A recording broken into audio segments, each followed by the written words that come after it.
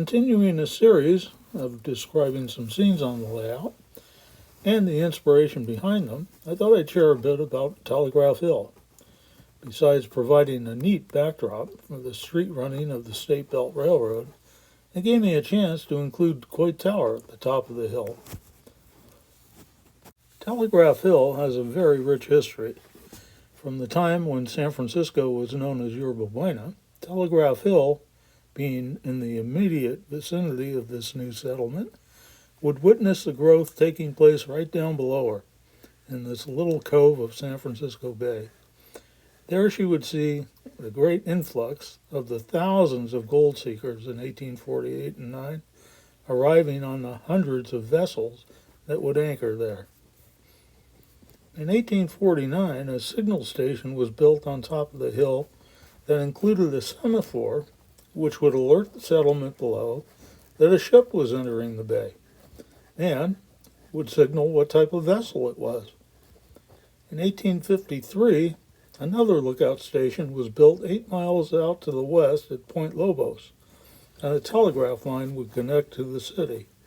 It would be the first telegraph line to be used in California. And though its semaphore would become obsolete, nonetheless, Loma Alta, the name given to the hill by the early Spaniards, would now receive a new moniker, Telegraph Hill. The city would continue to grow and prosper, and the hill would see more development, even if it meant climbing to its heights on foot.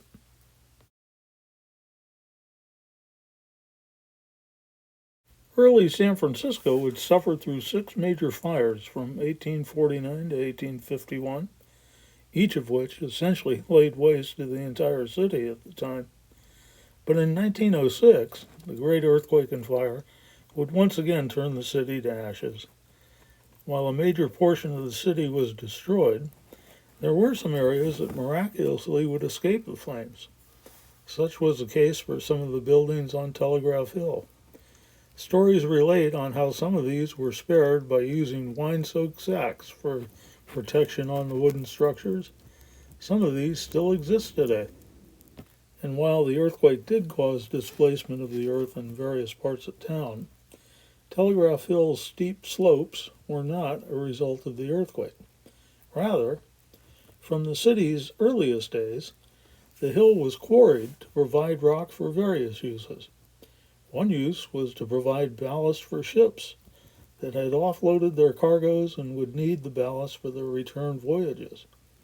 Of course, much rock would be used to build seawalls further into the bay, as the waterfront would eventually allow Yerba Buena Cove to be completely filled in, as well as extending it out into the bay at the foot of the hill. There were many quarry operations that would dig away at the hill in the latter 1800s and into the early 1900s. There are way too many stories to tell about all these endeavors, but one aspect common to them all was how the hill was disappearing from below as folks continued to live directly above all this. One operation was owned by George and Harry Gray. The Gray brothers were particularly, how can I put it, rather ruthless, dare I say, in how they went about this business. On one occasion, the Gray brothers set off a blast that brought down a house from the top of the hill. Now, though the Gray brothers owned the lot, they had rented out the house, and when the renting tenant returned home later in the day, they found their furniture as well as the house at the bottom of the hill. Needless to say, across the entire hill, there was great unrest between the homeowners above and the quarrymen below. Many court battles would be fought for years.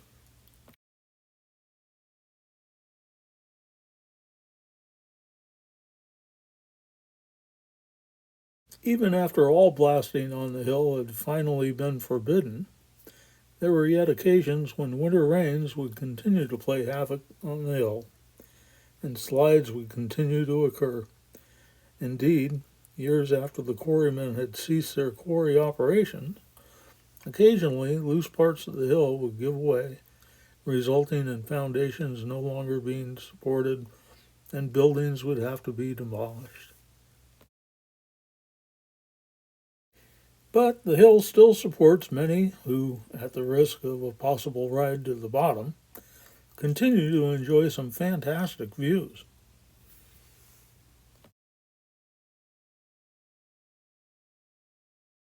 A wee bit of additional history here. In that building at the far left bottom, at the base of the hill, a gentleman named Philo Farnsworth invented the technology that we know as television in 1927.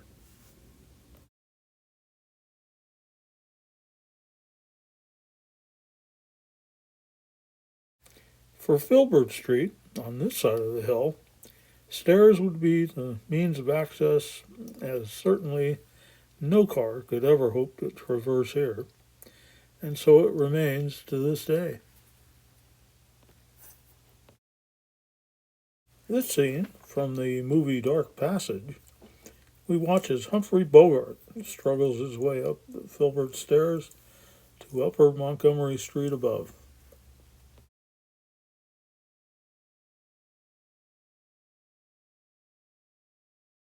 And so it remains. Filbert Street on the east side of Telegraph Hill, stairs and sewers finding their way down to the bottom of the hill.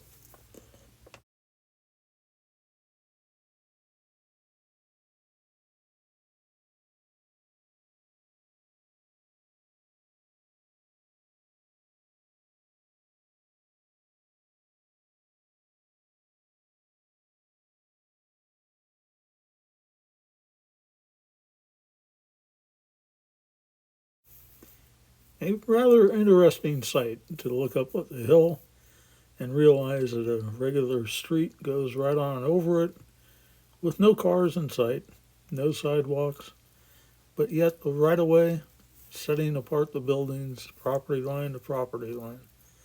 Kind of interesting.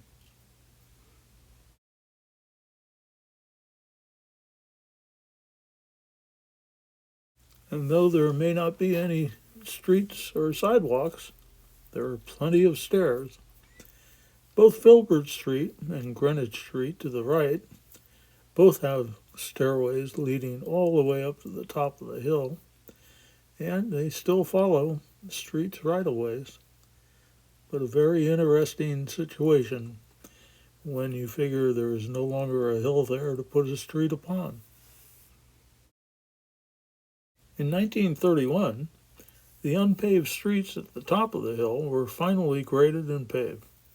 Retaining walls would be built to provide streets their necessary widths.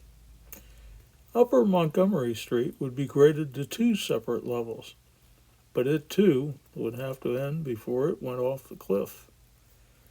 But what a great place to end. It ended at Greenwich Street, which, like Filbert Street, was simply another set of stairs. But this terminus landed at the front door of a very famous restaurant, Julia's Castle. Opened in the 1920s, it once served as a speakeasy during Prohibition, but Julia's Castle was a very fine establishment that would serve many a celebrity to a fabulous dinner while treating its patrons to the most amazing views of the bay. Because Upper Montgomery Street was so narrow, and that parked cars helped none to ease the crunch, the restaurant had a turntable for cars, so they could turn around and head back up this dead-end street. Without doubt, its castle-like appearance was inspired by Lehman's Castle, an observatory which had once stood atop Telegraph Hill in the late 1800s.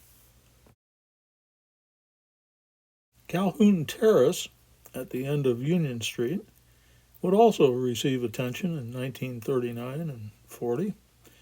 Calhoun Terrace was a small street, if you will, that reached along the hill from the end of Union Street. It sat at the edge of Telegraph Hill's natural slope, just yards away from the cliff that was sculpted from the hill by the quarries below. In 1939 and 40, the street was constructed to a two-level affair. Interestingly, an apartment house had already been built in anticipation of the new little street. Many new structures would be built on the hill, mingling amidst those that had survived the great earthquake and fire of 1906. But by any aspect, they all seemed to fit pretty well together. And though there are several additional paved streets on the hill now, there are still lots of stairs.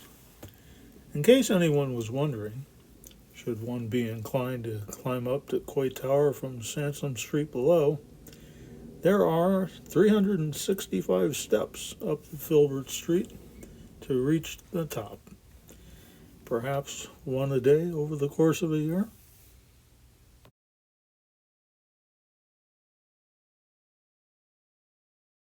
But I can personally assure you, the views along the way are worth every step. Be sure to enjoy Grace Marchant's gardens on your way up.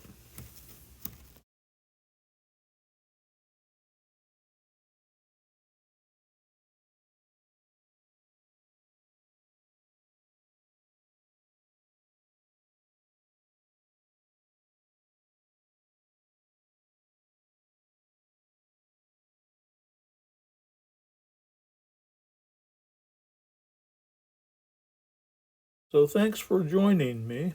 Hope you enjoyed it. And before anyone might ask, why did you leave out the story of Coit Tower? Well, I promise I'll do another episode on that here shortly.